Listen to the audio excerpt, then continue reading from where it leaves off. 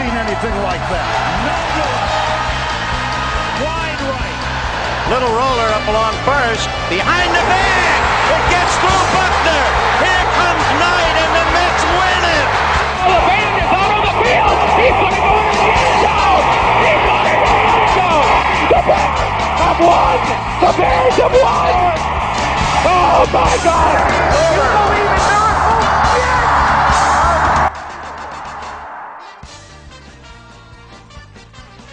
It's the Davey Mac Sports Program, where we talk the sports and other stuff, like assassinations. Speaking of which, Dave, what was the most popular exhibit at the Presidential Assassination Fan Convention? I don't know. It was obviously John Wilkes' booth. I'm Bobby Tamburro, and here's your host, the star of the program, Eastside Dave McDonald, everybody. Wow.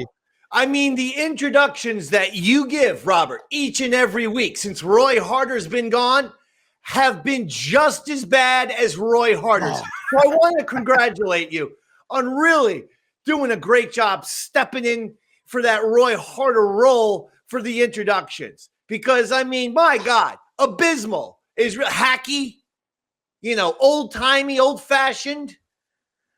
Do you feel like there's at least more effort put into it? No, because that's all I can really control. No, that's the other thing. Just as lazy as Roy Harter's introductions, where you clearly Googled horrible jokes. But listen, Robert, we have a very busy show. In fact, dare I say, this is a special with Roy Harter's absence. Oh yeah, with Roy Harter's absence, it's afforded us the wonderful opportunity to speak to other people, speak to people who are not on heroin, like Roy, not on the old morphine, like Roy, not on oxycodone or Percocets, Roy.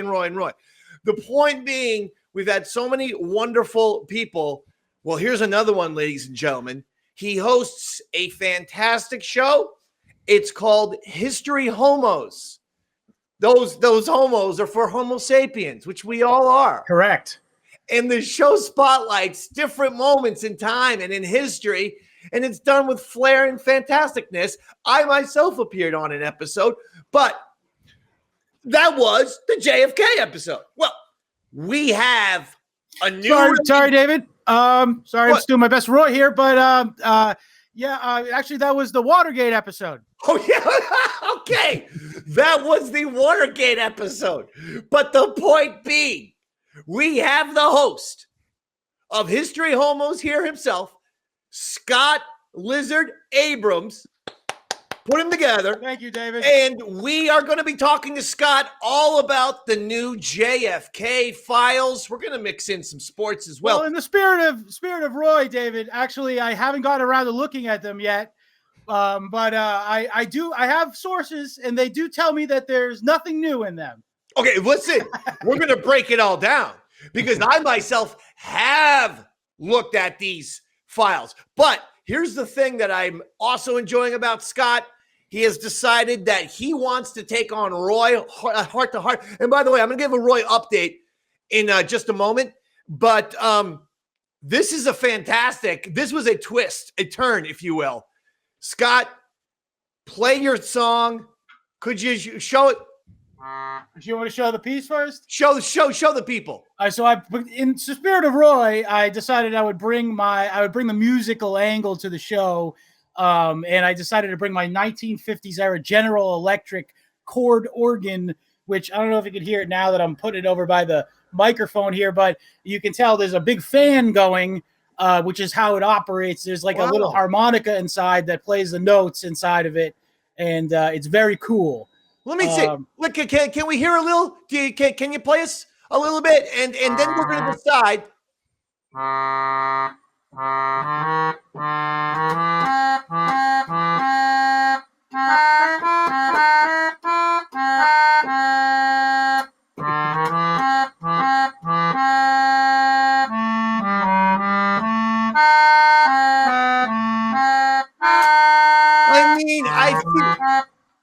That was great. I felt like I was in The Sting, like I was Robert Redford, for crying out loud.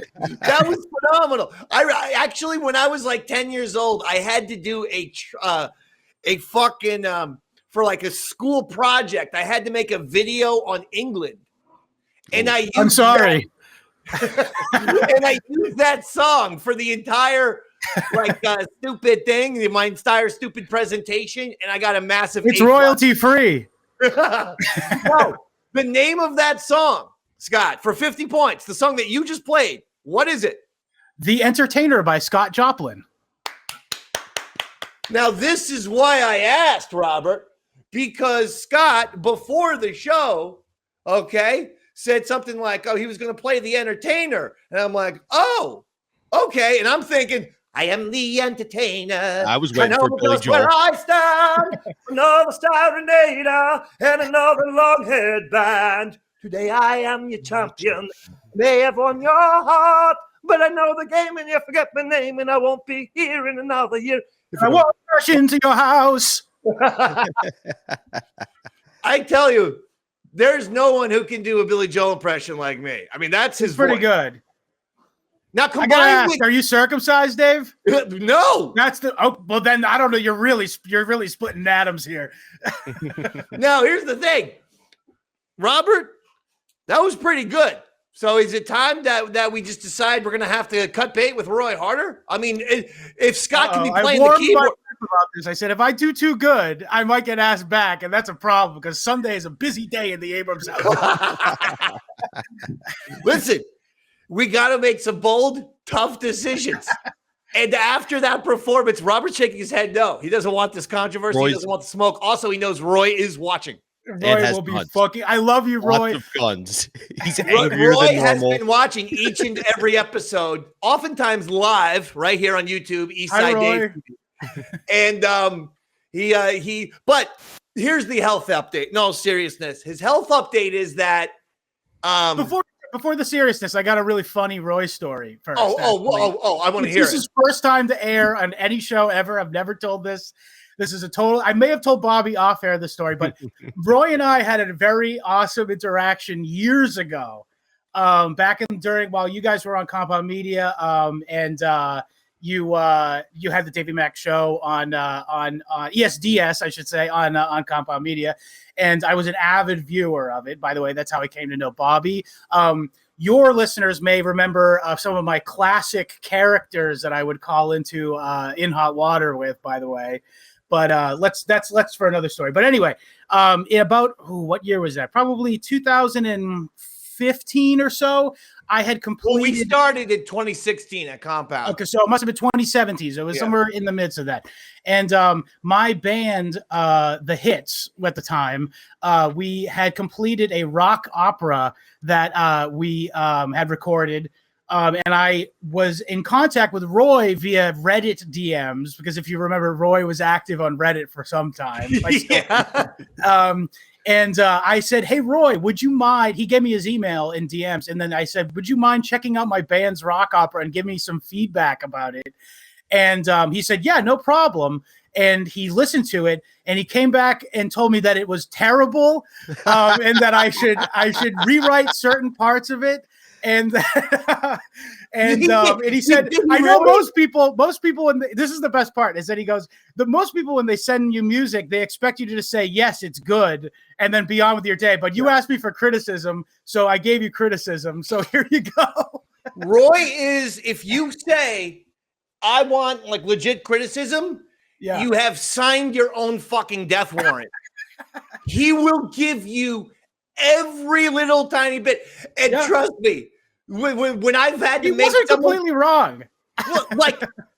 Okay, so when we did the Fuck Tom Brady song, the giant Super Bowl song that was played everywhere, went viral, Ron and Fez played it, it was on Barstool, it was everywhere. I remember. Right? So we do the song.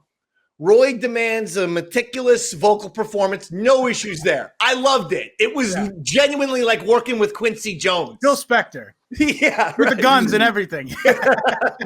And so I thought that was so fun. But then after doing the song, we shot the video, right?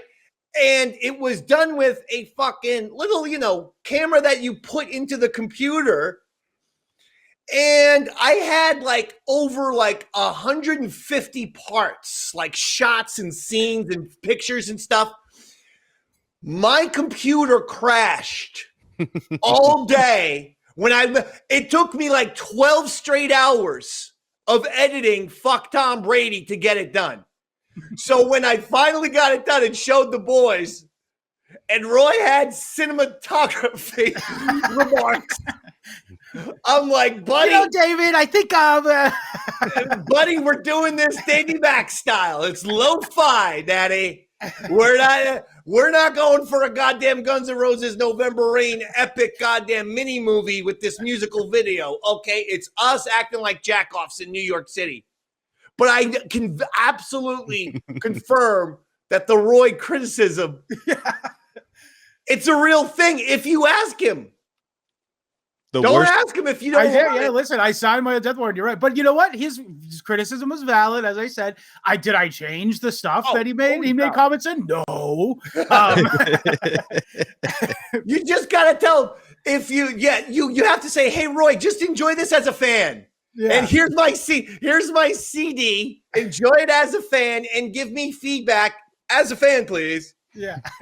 But if you're like Roy the professional, honestly, Roy, maybe I'm not up to the task for a local Emmy, but now the worst is when he's trying to be nice. Like when we were filming Fire That Ferret and I sent him all the footage we had, his response was, well, tell me what you were envisioning, because I don't quite get it. Well, yeah, because Robert wanted to do our new one, the Fire That Ferret, the Brian Cashman song, which also went viral. It's also a hit. He didn't want to add any of the photos, the Davey Mac photos. We like to see the photos of the peoples, of the celebs we talk about in the music videos. Right. We're not the stars. I told Robert that. I go, me and Roy are a bunch of assholes. We got to see Bob Vila in there.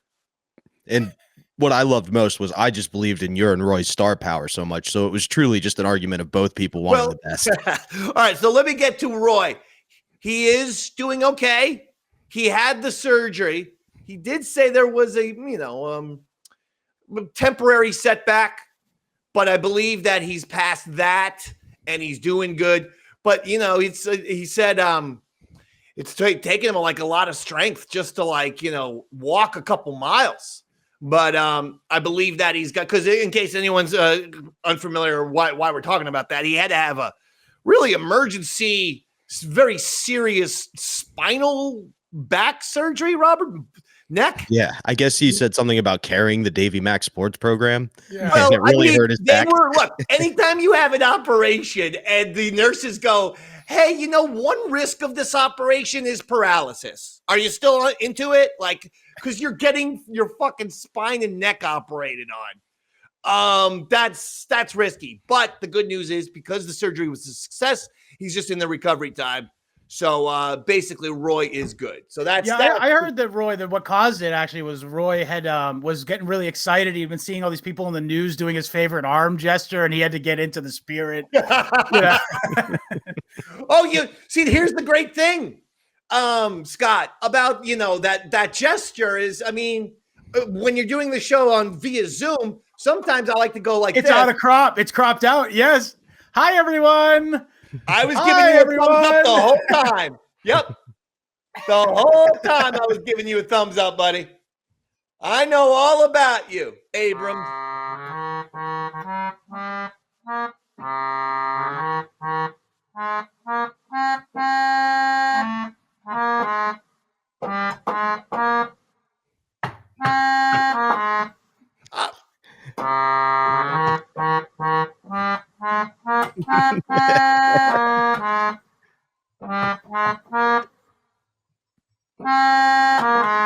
Yeah! Look at that! Watch out, Roy. Well, he's playing more than Roy has. I have to sometimes tell Roy, like, hey, Roy, give me a stinger there. When the Dave Man makes a joke, give me a little.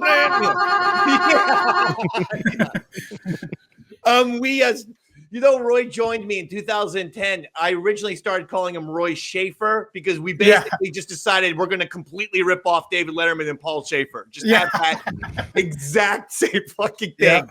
Yeah. But somehow Roy Schaefer does more drugs than Paul Schaefer. I mean, he looks like he is drugs. Now, we're going to talk about March Might I say, it's raining drugs at Paul Schaefer's house. Raining drugs. Hallelujah. Now, we're going to talk about March Madness, like I said, but I want to talk about some of these JFK files because I have perused them. Everyone who knows anything about me knows I've been obsessed with the John F. Kennedy assassination for quite some time. I'll tell you, since 1991, Oliver Stone's fucking movie had a big impression of me. That's when the movie came out, 1991. I saw it that summer, and then I started reading the books, following the things, doing this, doing that. I've had all kinds of theories in my time. Now, Aaron Berg last week tried to tell us that the Muslims were behind it. Hilarious. No, I don't think that was connected with reality. Nope. I appreciate the originality of his theory, but the Muslims were not prevalent in Dallas in 1963. No, they weren't. Isn't it their turn to be the scapegoat, though? You know? Again, you mean? Their turn? I mean, it's been their turn after a little thing called 9/11, I believe. Yeah, exactly. It's your fault. All right. Now, new evidence has showed that George Bush, daddy, Herbert Walker, he was definitely there in Dallas. Now, we've heard this. He made a phone call, if I'm not mistaken. Sorry to interrupt you here, but he made a phone call to FBI headquarters saying that he indicated that another guy was the responsible for the assassination of John F. Kennedy. And by the way, it's a mystery to me as to why he would do that, because the guy in question was a longtime friend of his, and they attended each other's weddings. See, this Bush, there's always been something shady about him, and he's got all the connections. The guy literally ran the CIA. Vice president under Reagan during Iran-Contra. Yep. President of the United States. Arguably the president then, in my opinion, but yes. You know, this Bush needs to be looked into. Now, I'd like to know exactly where he was. They say he was in Dallas.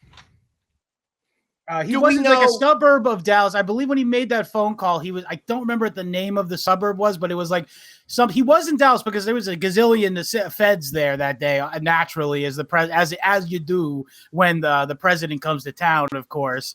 He was I believe he was supposed to be attending, but never made it there. And because of the assassination taking place. I don't really know the George W. Bush connection. It seems like a red herring, actually, to me.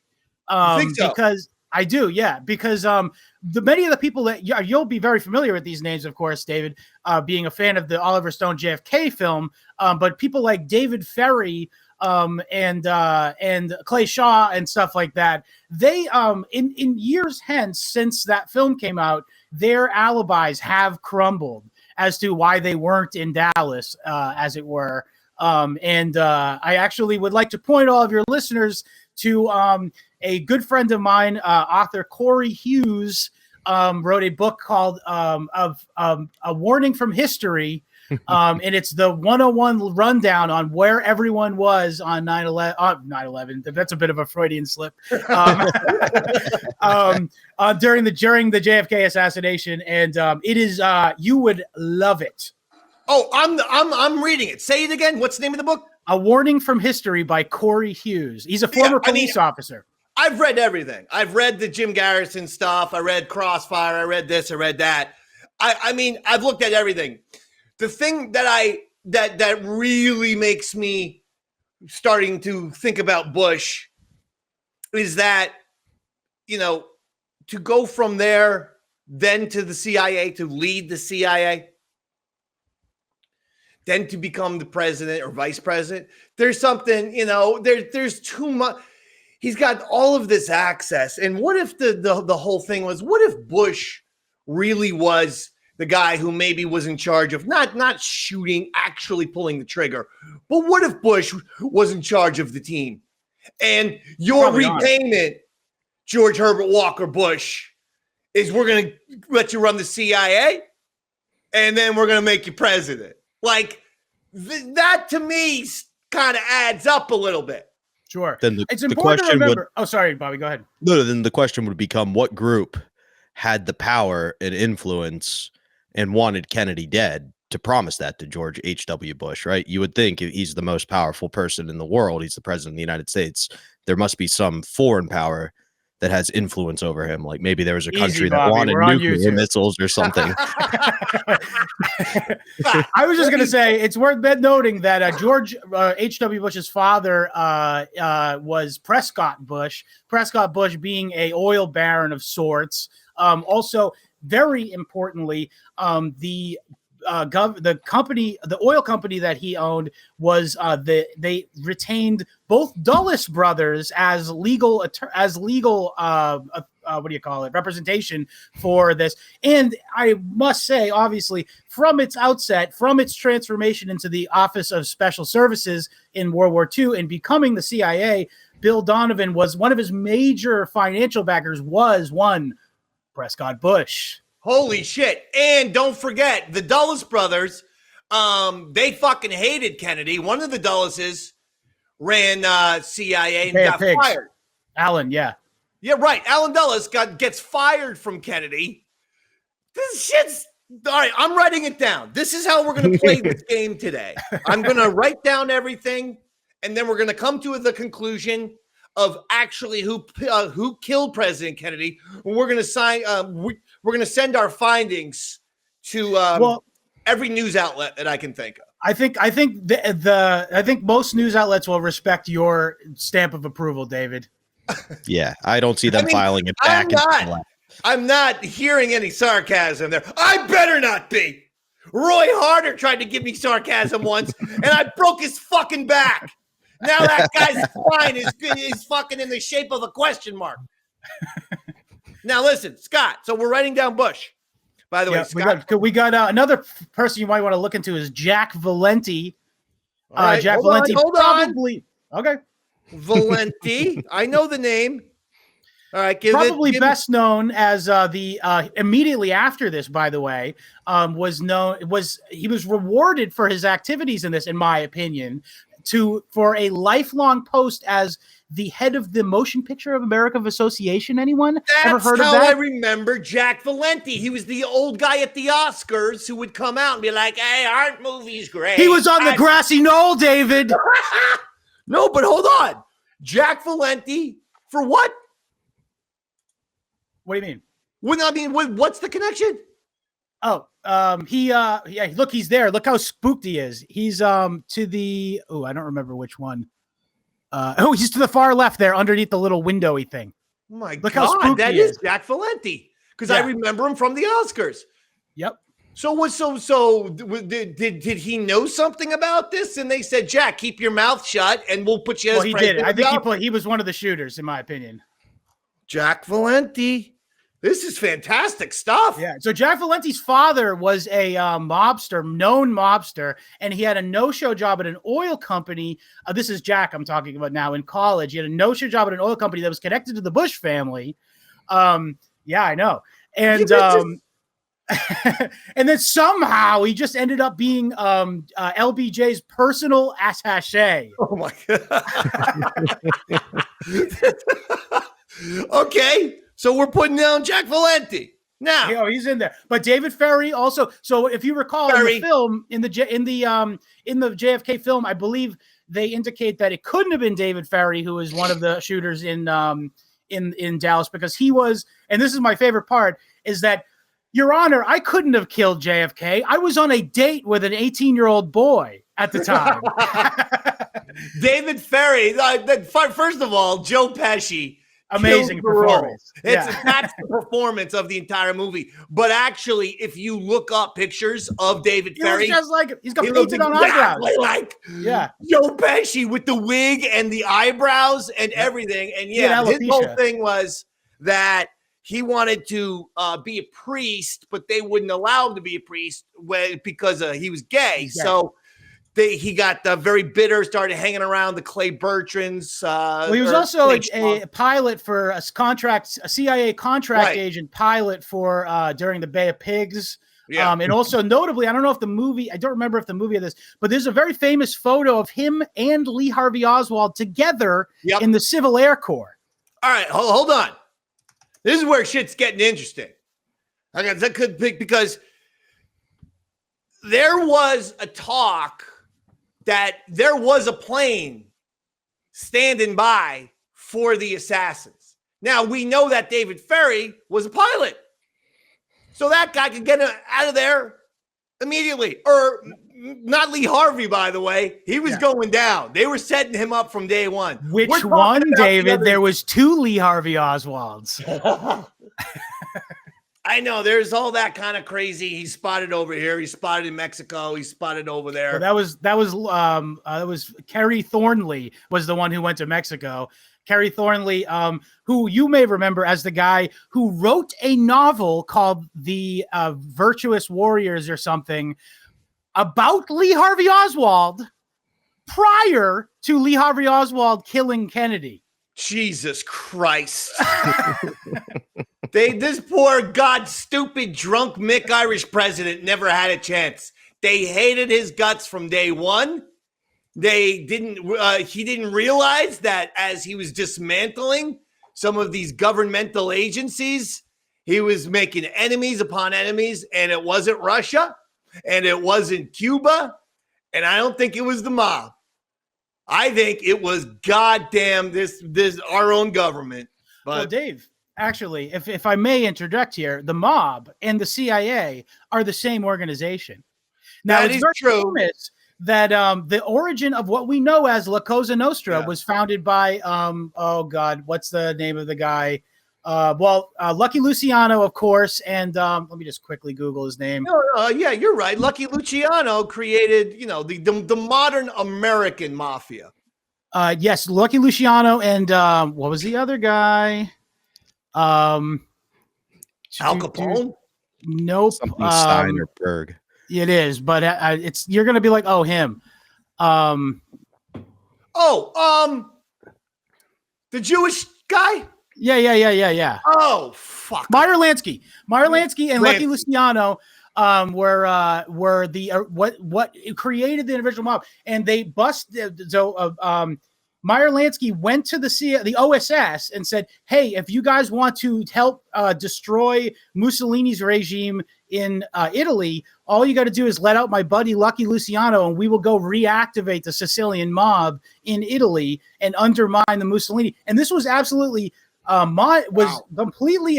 completely instrumental in ending the in laying the groundwork for the Americans and the British to invade Italy during the campaign to go in Italy against Mussolini. So the OSS, it literally got Lucky Luciano out of jail on a rape charge in order to send him to Italy. Yes, the OSS was essentially CIA, sort of.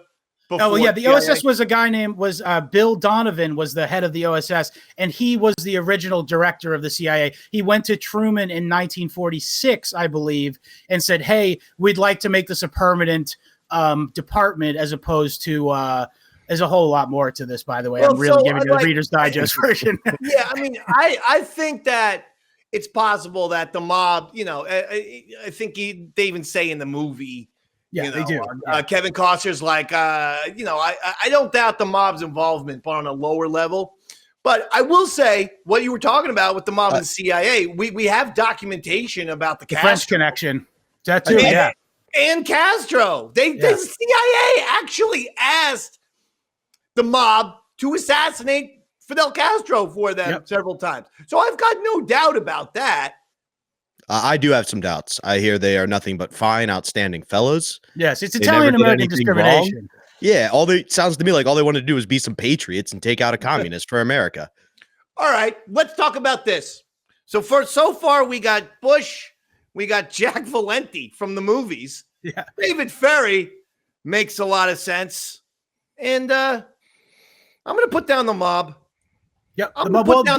Jack Ruby was the mob, so yeah, he was definitely a mob insert. Now, magic bullet theory. Okay. I'm not a believer. Yeah, I'm a what is multi-bullet guy. The number one thing to me of the Warren Commission, the biggest mistake that they made was the magic bullet theory. It's absurd. It's absurd to look at that bullet going up, through the guy, going around, coming back, going down. It's insanity.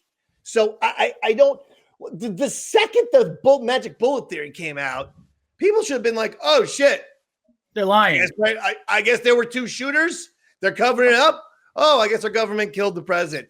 The biggest thing why I think that we're never truly going to find out the truth is our government killed the guy. Now, was it like, Scott, what is your opinion of, do you think that it was like CIA? Let's just say it was the CIA. Do you think it was an actual, let's say, unofficial, official CIA thing, or were these rogue agents? 3 or 4 or 5 rogue guys who were just fucking berserk going into business for themselves? James Jesus Angleton, or James Jesus Angleton. I like to say Jesus Angleton because you look at him, he's definitely like an Anglo look, not Hispanic looking. But James Jesus Angleton was the king double agent in the CIA. He was also, ironically, the head of the counterintelligence office of the CIA. And he was what do you call it? Flipped 6 ways from Sunday. One of his best friends was a guy named Kim Philby, who was a former MI5 guy who went on to work in the OSS during World War II and then later for the CIA, who in the 1970s was discovered as a double agent for the Soviet Union. And yet throughout that entire time, James Angleton maintained friendship even after he was discovered as a USSR mole in the CIA / MI5. And just James Jesus Angleton definitely had his own cutout version, his own little sort of operational squad that he put together from all these various factions, like the mob, actually some French intelligence were involved in it as well. Otto Skorzeny, if you're familiar with him, he's a former SS guy from the Nazis. He was present in Dallas. He was known as the most dangerous man in Europe in the 1960s and 1970s because he was funding and arming various neo-Nazi what do you call it, like terrorist cells and stuff. But I believe it was all this guy. So this guy had this group. I mean, basically, he's got this fucking A-team. Yeah. Of good analogy. Yeah. Of very powerful, shady people. Yeah. He has the evil A-team, and this guy, this Otto guy, worked for the CIA. He was, I believe, and we don't have hard documentation of this, but there's very good reason to believe that he was in charge of several groups attributed to Operation Gladio, which is it's called a leave behind counterinsurgency thing. Basically, the CIA funded various terrorist groups all across Europe that would do secret ops and sort of intimidation campaigns in order to prevent the spread of left-wing ideology within the countries of Europe. So you'll notice that in Europe, none of them became like sort of socialist in the 1960s to 1980s. The reason being was that the CIA was sending terrorists essentially to there to make fake bombs and stuff, or real bombs, but attributed to left-wing terrorists. Wow. So they'd be like, oh, everyone wants to not vote for the Communist Party, right, guys? Jesus, it's crazy. Right. It's crazy. I mean, it's crazy. Now, a rogue group of former Nazi agents on the run for war crimes wanted by the state of Israel. If you can find them and you can afford them, maybe you can hire the OSS team. Yeah, that's right. I love it when an assassination comes together. Now, Khrushchev, in these new papers, these new JFK files, there's some evidence to suggest that Khrushchev was literally writing to the White House, warning them of violence on the president, or even a possible assassination attempt that Russian intelligence had suspected that there were possibly rogue agents within America. But then the Americans took this and go, oh, well, this is Russian disinformation. But there may have been some rogue elements. What's your feeling about Khrushchev? Are we to blame him, or was Khrushchev actually kind of quietly a bit of an ally to Kennedy? I think most of the heads of the Soviet Union, the reason why the Soviet Union lasted so long was because it got away from rulers like Stalin, and it was more, and it had people in there like Khrushchev who genuinely did not want to blow the earth up. I do think that I do think that Khrushchev probably viewed Kennedy as a stabilizing agent for the Cold War, because there was overtures made for peace during that time period, and between, co-op, not blowing each other up, basically. For specifically, JFK was a major advocate of non-nuclear proliferation. That was, I believe that's why he was killed, actually, is that he was not for the nuke arms race, essentially. Globally speaking. So I do think Khrushchev probably was giving true information. I think this is a pretty good analogy you could draw. This was in the run up to 9/11. Very famously, there was these FBI put out several memos to the president saying, there's going to be a terrorist attack, et cetera, et cetera. And Condoleezza Rice, personally gave it to him, and he was like, watch me hit this ball. It's woo-wee. All right, so I'm writing all this down. Weird. Right. You're saying that both Bush presidents had the opportunity to prevent a national tragedy. And, I am from the same organization. That's crazy. Jesus Christ. Okay, let's come to a conclusion right now on our Who Killed JFK special. We've done the work. We've been meticulous about it. In my opinion, no one's worked harder than us three in these last 40 minutes. No one. No one's put in the time. No one's put in the pontification. No one. You know what, Scott? Play us a little JFK song, maybe, if you want. Anything that you want.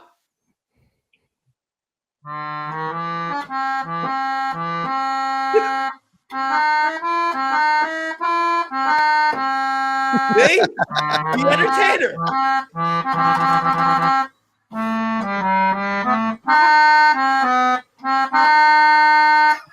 Boom. Nailed it. The Entertainer. It's such a pleasant song. So true. Especially when discussing murder. Yes. It's entertaining. So I think we've come to the conclusion. Oh boy. I think George Bush may have had a group, maybe used the mob, had a guy out there, second shooter, shoots president, gets away via David Ferry.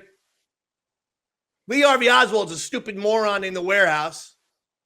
He don't know what's going on. Lee Harvey Oswald never set foot in the warehouse, actually, but he wasn't there. I believe that. Well, first of all, I believe a guy named David Seymour, who is another CIA contract. He was also the guy. Seymour Butts. He did Seymour Butts. I believe he was the guy who took the shot at that Colonel Walker guy. Also, by the way, from Right. There was the thing about Lee Harvey Oswald attempted to assassinate a colonel down there in, was that in Dallas or was that in New Orleans? It was in Texas, but it wasn't in Dallas. Yeah. Yeah, it was in Texas, though. It wasn't in Louisiana. Mm-hmm. Okay. The reason why Texas is figured so heavily into all CIA operations, by the way, and also you'll notice that most serial killings take place in California, Texas, and Florida. The reason being is because that is the place where the border is so penetrable due to the drug trade, and the CIA runs the drug trade. So that's why you'll see all of this stuff. This stuff goes on in those three states.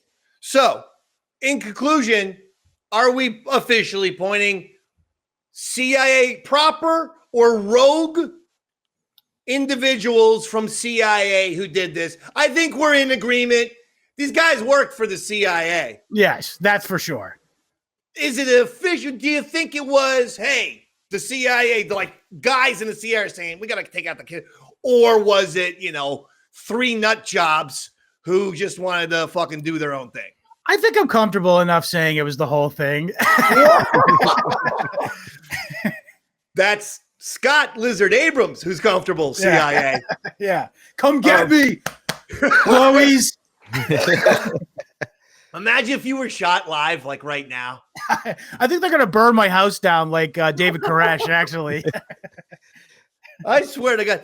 But, yeah, and also the CIA, like, outside of Kennedy, it seems like they're not into necessarily shooting you. But if you have a heart attack in the next week, Scott. Yeah, well, that's anybody's game. I'm going to know who did it. Or autoerotic asphyxiation. That's right, that's a good one, too, yeah. Well, anything else that we should be looking into the JFK files? I think we've pretty much solved the crime. I just want to say, put this idea in your head, though, is the two Lee Harvey Oswald's concept. Yeah, please. It's very interesting, but this is real quick. I'll just get this real quick. Yeah, no. I want to hear. Starting in 1937, which is not the year he was born, or maybe it was, 1944 or 5, which he was born in 1937, I believe.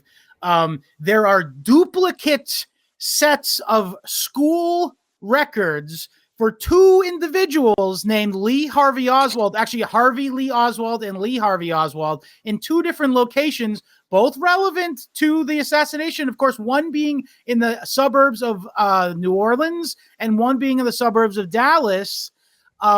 There's two different versions of Lee Harvey Oswald that have identical. And by the way, they went and interviewed these people who grew up around them, and they said, "Oh yeah, of course I remember that person in both places." Wow, that's insanity. Well, do we know where the other Lee Harvey Oswald is? Oh, he probably just took a new name on and kept doing CIA assassinations because he was a CIA. Both versions were CIA assets. Did the CIA? I know this is our JFK special, but before we wrap up the JFK side of things, did the CIA also kill any of the Martin Luther Kings, the Malcolm X's, or the Bobby Kennedys? Yes to all three? All three, yes. Oh, Malcolm X I had never looked into, but certainly RFK and MLK, both, yeah. Scary. Well, James Earl Ray, the guy who supposedly killed Martin Luther King, says he was a CIA asset there to buy a rifle that was pinned on him as the murder weapon, but he was supposedly buying it to send to a Cuban dissident or something for the CIA. But regardless, very famously in the 1980s and 1990s, the family of Martin Luther King came to be friends with James Earl Ray and said, "We believe you that you didn't do it." Really? Yeah. Wow. And in civil court, the United States government was held responsible for the death Correct. of MLK. Like, as much as OJ's a murderer, the government murdered MLK. There was a wrongful death lawsuit, which implicated the CIA and the FBI, I believe, in the murder of or the wrongful death of Martin Luther King. And the federal court, I should mention, ruled that it was a valid finding or whatever. And further, in response to this, to that court case, that civil court case, Janet Reno, still at the time Attorney General of the United States, said, "We'll look into it. We'll investigate ourselves." And then right before Bill Clinton left office in 2000, she put out a memo saying, "Yeah, we investigated ourselves. There was no wrongdoing." Jesus Christ. Jesus Christ, these people.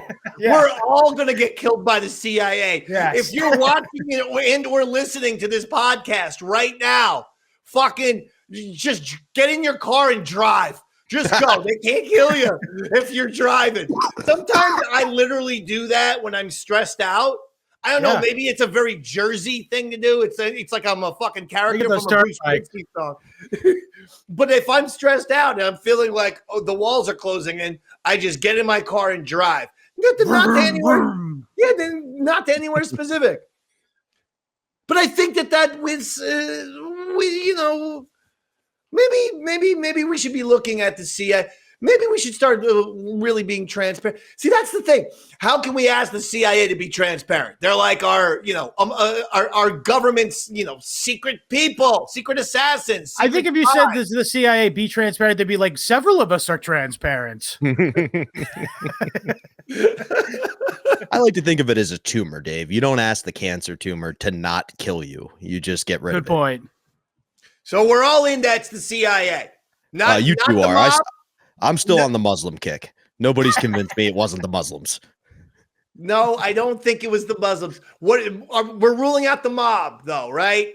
Mhm. Well, again, I think it's the same thing. It's like, where's the mob start and the CIA end? Right. No, yeah. Castro, are we rooting him out? He's out. He's a good egg, Now, in my opinion. There is one thing that Castro apparently, according to some of these JFK files, okay, like I said, I've been doing my research. Apparently, Castro was alerted to the fact that Lee Harvey Oswald was going to attempt to assassinate President Kennedy, or at least that there was going to be an assassination attempt. Yeah. Now, Castro was just like, okay, if it happens, it happens. Like, what do I care? I'm going to be over here telling people we had nothing to do with it because we didn't. But, if he gets killed, he gets killed. Right. But I don't think that Castro did have anything to do with it. Do you think some people speculate Lee Harvey Oswald wanted to get to Cuba, so this was going to be his way of doing that? Well, Lee Harvey Oswald attempted several times to get to Cuba, but Cuba rejected him because they were like, "Oh, this guy's a CIA spy." Yeah, and he's off. Yeah. Well, also that's what happened when he went to USSR. Very famously, he defected to the USSR, and when the USSR had them there, they gave him a no-show job so he wouldn't be able to see anything at the factory, so he could then go home and report on it. They knew immediately right out of the gate that this guy is a spy. He's obviously sent here under false auspices. So they gave, and they put, and Marina, I believe is her name, was his wife. Yeah. She was a counter spy. She was assigned to him to keep an eye on this idiot. And not too bad looking. You see those old pictures of Marina Oswald, you go, I wouldn't mind trying to assassinate that ass. And that's the part people don't talk about a lot, right? Like, Jodie Foster said the guy's cute that tried to get her attention by assassinating Reagan. Yeah. She said he's cute. So it worked. Sometimes assassinating political figures. Loving murderers. Yeah. All you got to do is take out a political crime figure. Genre in general has proven that women do be loving murderers. Yeah, that's so weird for them. They judge us and they're into murderers like the kid with the hair. I forget what's Luigi. Yeah. Oh yeah, he's innocent, by the way. I think they pinned that on him. There's this other guy named Mangione Luigi who no, lived in another town. Robert, quiet down. You have no sense of radio sometimes. When someone says it was a good joke, he was saying that he was doing a bit with Lee Harvey Oswald. I want to hear if Scott says this Luigi guy's innocent. Yeah, I just don't buy that he would have all this stuff on him at McDonald's a couple of weeks later, a week later. And also another thing that's fucking crazy about this is during the days of news that was going on with this murder that everyone was occupied, the CIA did regime change in Syria. So this Luigi guy, you really think he's innocent? And he's an Oswald? He's a patsy? I'll say this. They have been pushing back any sort of discovery on the federal government has basically been like, guys, we don't got no evidence, boss, for like weeks and weeks and weeks. They got nothing on this, bro. All right. I'm fascinated by this because that's shocking. Shocking to me. For me, it's not shocking. It's funny. OJ, did he do it, Scott? Because now I think his son might have done it. But I'm also open to him having done it. You think his son is in on this?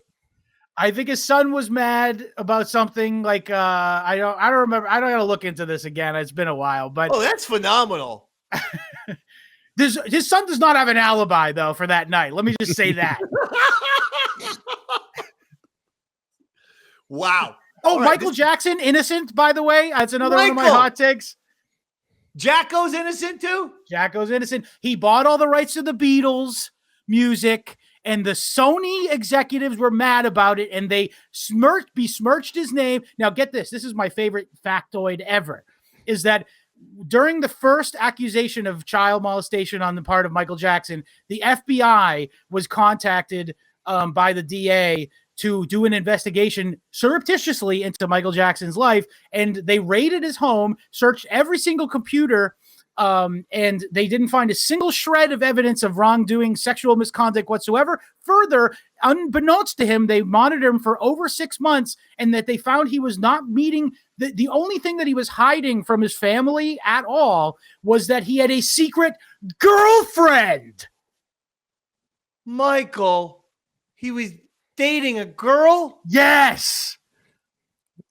The How FBI, old? who have every reason to lie about a strong black musician hero, and they're very easily corruptible, mind you, the FBI, and yet they did painstaking research into this man's life and determined that he was doing absolutely nothing wrong.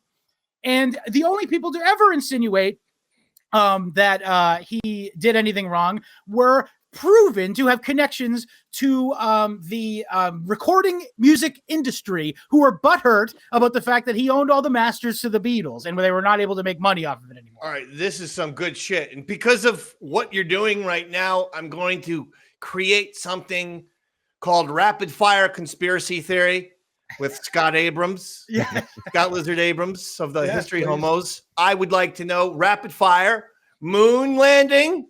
Fake. How so? I mean, you don't have to give one word. I can, you can give. Okay. Okay. Fair enough. Well, okay. I don't actually have a strong opinion on the actual moon landing, but I'm positive that the footage is fake Okay, all right, fair and enough. shot by Stanley Kubrick. In a soundstage in Tempe, Arizona. I don't know the theory on where it was, but Rapid fire. 9/11. inside job. Oh boy. In order to get Unintended. the war in Iraq and Afghanistan, in order to make money for the military-industrial complex. Oh boy. Scott, Area 51. That's where they were testing the stealth bomber, and a bunch of people saw the stealth bomber in 1956, and it was a secret project, was not revealed to the 1980s, and so they did a fake cover story saying it was aliens in order to make sure people didn't think it was an experimental piece of aircraft. So we have no aliens in Area 51. That'd be very disappointing. Well, I don't know if they might have aliens, but I'm positive that the Roswell incident was hokum. I hope that they have aliens there. I heard that they had this one little guy called Eby, and he would speak to you and be like, people must be nicer to one another. Sounds like what the government wants you to think. Yeah, that's not what aliens would say at all. Yeah, they'd be like, they speak in static. That was maybe doing static. No, I was understanding. But this one guy said that they parrot your voice. So like if you're the EB who lived under the base in Area 51, if you were to talk to him, like if Robert was to talk to him, he would talk back to Robert in Robert's voice. Okay. That's not a good way to make friends. Yeah, it seems like you're being sarcastic. Yeah, I got to fucking piss the Doing an alien. impression. You're fucking doing an impression of me. Oh, you can't turn this guy off. I heard there were. About the aliens, He's doing bits on me. I feel like aliens are, dare I say, pussies. I feel like we human beings could just beat any. Yeah, we would crush them. We're so strong compared to them. That's why they come here. Because they're like, look at these humans. They're just, I mean. Yeah, it's like Starship Trooper. We're waiting to be Starship Troopers. I know. And that's why I'm happy Trump's back, to keep those weak-ass aliens out of our country. So Jeez, true. Oh, Robert, please. This is serious. This is a very serious discussion. The alien discussion does not be sullied by partisan politics. All right. So we've done it. We've solved all of the world's problems. Pretty easy. So I'm just going to give you a quick little March Madness, a quick little football, and a couple other quick things, and then we're going to get the hell out of here. Woo! Okay? Because this Tell me all about it, David. Listen, this has been a very riveting conversation, very captivating conversation. With Roy's absence, we wanted some different type of shows, and my 34-year obsession with the JFK assassination, along with some other of those topics that I'm interested in. Maybe we got to have you back one day for a proper Area 51. I'll actually look into it. I've never really looked into Area 51, truthfully. Yeah, I will say this one little quick I'm thing. obsessed. Timothy McVeigh possibly experimented on at Area 51. Just saying. Well, Timothy McVeigh, the Oklahoma City Bomber. Well, one of them, but yes. His bombs weren't so stealthy. No. Did you guys ever see? No one's ever seen this movie. I'm not even gonna. I shouldn't even bring it up. The movie's called Slacker. Ever see the movie? Of course. Slacker? Yeah. Of course it is. Richard Linklater, of course. Yeah, the Richard Linklater movie. You've seen that? I used to be a filmmaker, David. So Slacker to me is one of the coolest movies ever, Robert. Hey, Robert, there's no way you've seen it because unlike Scott, who was a proper film major. By the way, Scott, I took plenty of film classes in college as well. I never went to college. All A's. In every single class, in film class, I took A+. But anyway, it follows one character. He's in a cab and he's like, it's weird because like if, you make a left, then, my whole story goes that way. Or if you make a right, my whole story goes that way. And then like, I'll get out of the car and someone else will get in the car and then you'll just follow that person. So it's fucking coolest movie. I loved it. It was modern meditation on the nature of filmmaking in general and the sort of play that independent filmmaking sort of is enabled to by the lack of studio oversight. Sorry, go ahead, Dave. No. That's excellent. It's all true too, by the way. And he goes from character to character. It's very psychedelic. And it's a very cool movie. Smoke your joint and watch Slacker. But I will say, Scott, there's a character in the film. I know the character you're talking about, yeah. Exactly where I was going. He even looks like you. He's like, he's in, it's all in Austin, Texas. And he's got one goddamn conspiracy after another. And I'm like, holy shit, how come I haven't put that together before? Well, it's probably because I haven't seen Slacker in 30 years. Yeah, it's been a while for me too, actually. Yeah. I got to go back and watch that. But I remember like this guy who kind of has your vibe, which I appreciate, by the way. I believe that character was a reference to Alex Jones, if I'm not mistaken, who is a native Austinite. Yeah. And by the way, he was something of like a mascot to the people in Austin. And I'm not positive, but I think that Slacker or Richard Linklater was sort of doing a reference to him without naming him. I like that. That makes sense to me. Alex Jones was on the scene by the time Slacker came out. So, yeah, I can see that. Or should I say Bill Hicks? Just kidding. I don't really think that. They do look similar, though. Yeah, they do. Yeah. All right. Would you like to play us something sportsy so that we'll just do some rapid fire sports?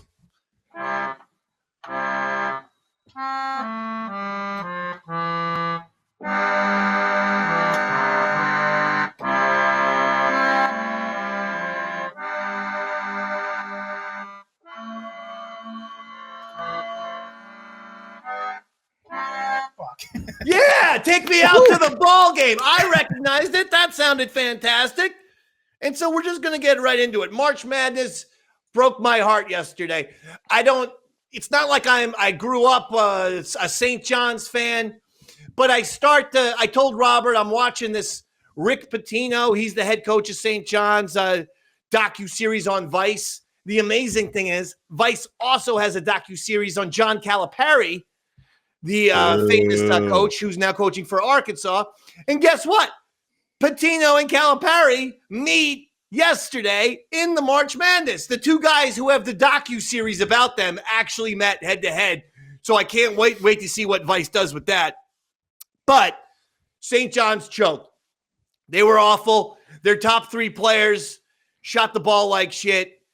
This guy, RJ Lewis, who is, averaged 18.5 points a game, one of the better Big East players in the conference, absolutely choked. Looked like Pitino BJ sat him Lewis for the last, 2 minutes, and people are like, how come he wasn't in the game? Pitino's like, you saw how bad he was, right?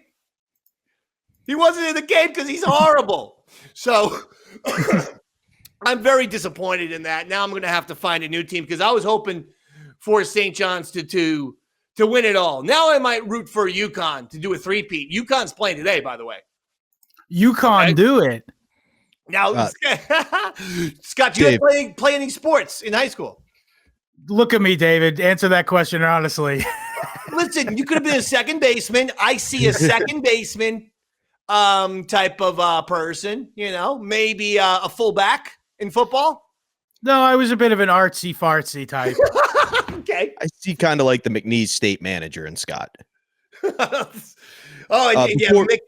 McNeese lost, so their little stupid manager, he's this kid who became popular because he wears he dresses like he's in Run DMC in the fucking, 1988. Yeah, he's got that vibe. Speaker. Yeah, he literally has a boombox, a sweatsuit, and a gold chain. Nice. Well, McNeese is out. So your stupid little manager. Before you move too far past John Calipari, Dave, have you heard the rumors circulating about him? No, what? Apparently, this is according to a lot of the sources. Nobody's willing to put their name on it yet, but he visited Epstein Island a lot. Interesting. And I started to think, why would a college basketball coach be going to Epstein Island? And then it dawned on me, recruiting. And then I thought, who in the NBA reminds me the most of somebody who would have gone to Epstein Island? And it was Karl Anthony Towns. And I did the math. And if you look at his stats, when the Epstein news. All right, your little segment. I was interested, for the record. Well, I wanted to hear this. He doesn't like Karl Anthony Towns, who's on my team, the Knicks. And now he's trying to pull a Scott and link these people to Epstein Island. And it's insanity. I'm not ruling it out. Well, it is interesting. The day the news broke, he missed the next 3 games for personal reasons. The character from Slacker was more rational than you. Okay? He was more grounded. All right. I hope he did the research I did, where he could say that when the news story's in the cycle, he averages 5 less points. For the record, Karl Anthony Towns and John Calipari never visited Epstein Island, for the record. We don't know that for certain. Is on the television today. I will be watching. But Florida is supposed to be this, best team in the country. So Florida's supposed to win. Florida's the number 1 seed. UConn's 8. But I'm going to be pulling for UConn. Now that St. John's is kicked out, I'll just root for Big East teams like I always do. Upset. Now, Scott. Yes. Rest in peace to George Foreman. Rest in peace to George Foreman. Love the grill. Love the boxing. Boxing. Give me 3 Foreman facts. You're off to a great start. You got all of his kids are named George. Boom. That's it. You got 3. Boxing, grill, and all those sons. Literally in my notes. George Foreman, dead at the age of 76. I wrote. Very patriotic. I wrote all 4 sons named George. And, of course, the grill. And daughters. Yeah. But George Foreman goes into the Rumble in the Jungle, which is his famous match against Muhammad Ali in Zaire in 1974. And if you haven't seen the documentary When We Were Kings, it's sensational. I believe it's on Netflix or I'm sorry, David. I believe it's entitled "We Was Kangs." Either way, it's on Netflix or HBO Max. You must see it. But the amazing thing about Foreman is he gets knocked out, spoiler alert, by Ali. Ali regains the championship. It's probably Ali's greatest victory of all time. He's awesome, by the way. Got a shouts out to Muhammad Ali. Great political views, great boxing career, and overall pretty cool guy. I'm sorry that he ended up shaking a bunch when he was an old man. I'd like to know where he was when Kennedy was assassinated, but that's just me. But Foreman, he loses that match, that fight, and he kind of disappeared. He disappeared. They said that fight, that loss to Muhammad Ali, completely devastated George Foreman in every single way. But then somehow in the late 80s, he decides, you know what? I'm going to come back. I'm going to start coming back. He starts doing the grill. He gets on TV. And then in 1994, he defeats Michael Moorer. 20 years after he lost the heavyweight championship, he wins it back by knocking out Michael Moorer, I believe, in the 10th round. Unbelievable all-time. And nobody deserved it more. Fuck Michael Moore. His documentaries suck ass and they're full of bullshit. Well, this guy, I believe he spells his name Moorer. That's the fat man. I'm sorry. The fat man who wears ill-fitting baseball caps. How come the Michael Moore, the director, can't wear just a nice hat that fits on his goddamn head? I think he's in weight denial. He's probably wearing the same size hat he did as a little boy, and he doesn't want to be told by his bitch wife that he can't wear that size hat anymore. It's this type of move, though. It's like the hat's barely on at this point. If you're gonna put the hat on, put the hat on. Yes, put the hat on. Wear the hat. Don't be like, well, hey everybody, hey, I'm Michael Moore. He's Bob Dylan. Hey, Fahrenheit 9/11. When nobody gives you health care. Bowling for Columbine made me lots of money. All right, now that's a conspiracy, by the way. Columbine. I haven't looked too deeply into it, but it's a lot of spooky stuff going on with that. I'd like to hear YouTube alert. So that's the Foreman thing. R.I.P. to Foreman. The Giants have signed Jameis Winston. The football Giants in New Jersey? Yes. The football Giants of New Jersey have signed interception machine Jameis Winston. Now, obviously, this doesn't mean that they're going to be rolling with Jameis Winston forever. It means they very well may draft a quarterback. But the Giants, I've officially abandoned all hope.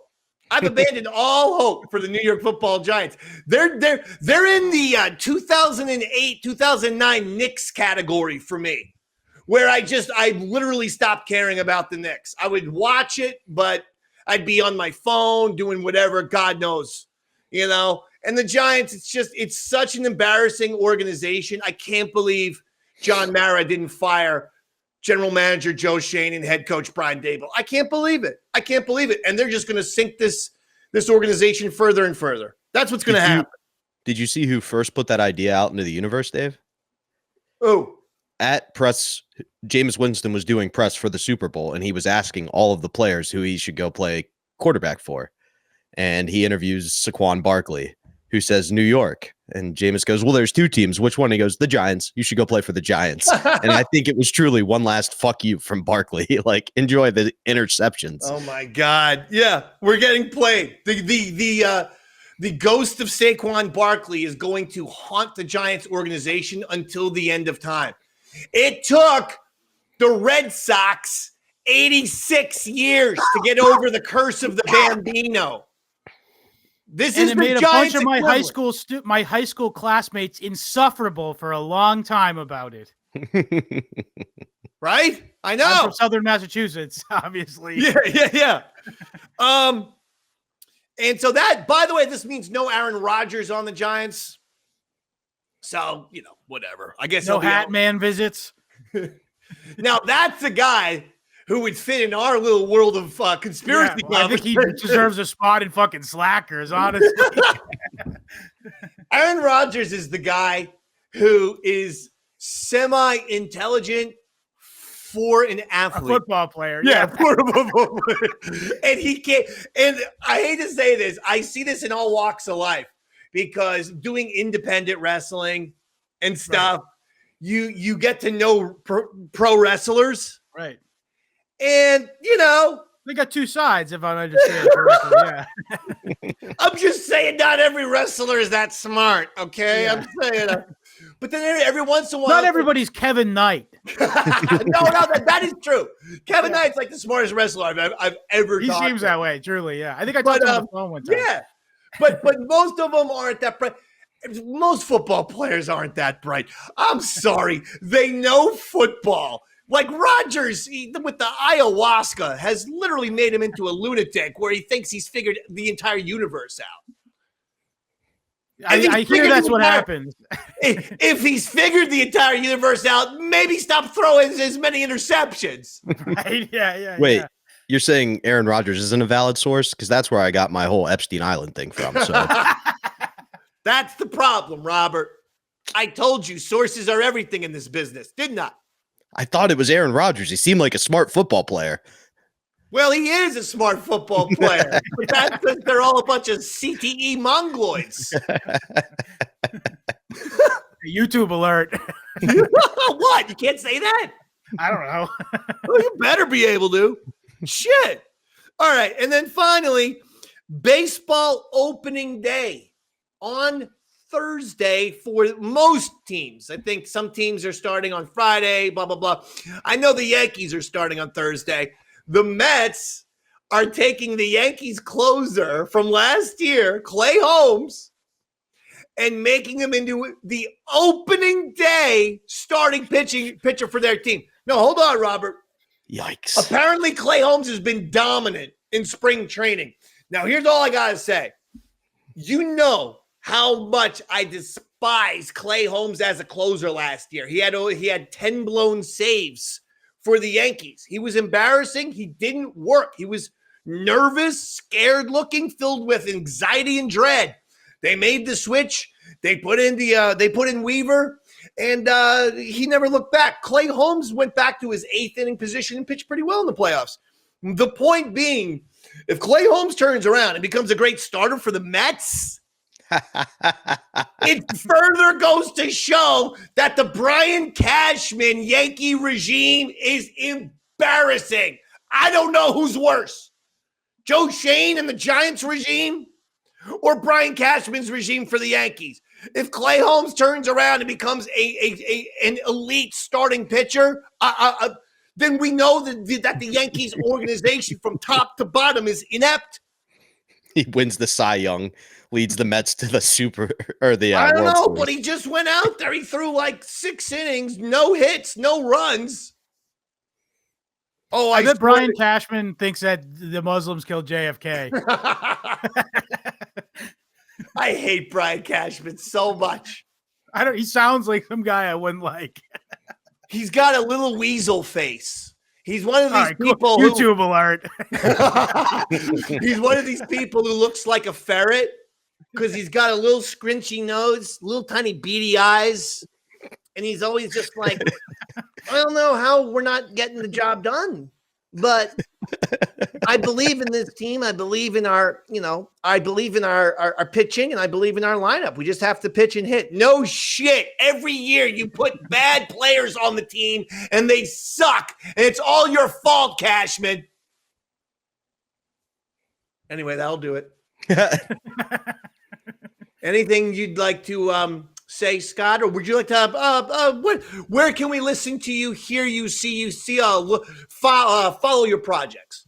Well, please go to www.historyhomos.com for the RSS feed. We're also available on iTunes, YouTube, BitChute, Odyssey, Rockfin, Rumble, and most importantly, check out for the regular show and for premium content, check out historyhomospod.substack.com.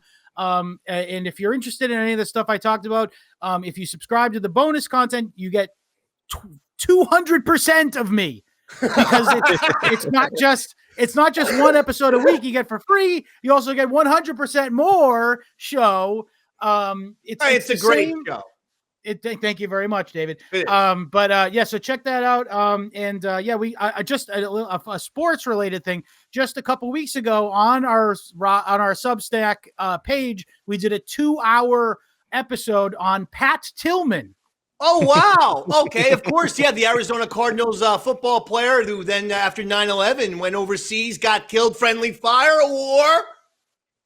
Oh, for you to check out historyhomospod.substack.com to find out. I am so there. I want to hear all about that episode now. Yeah. All right, I'm there. Anything else? Anything good to probably? Would you like to play a little song for us since you did such a great job filling in for Roy? Anything you want. You know what? Tickle it. Just have a little fun there. Just jam us out.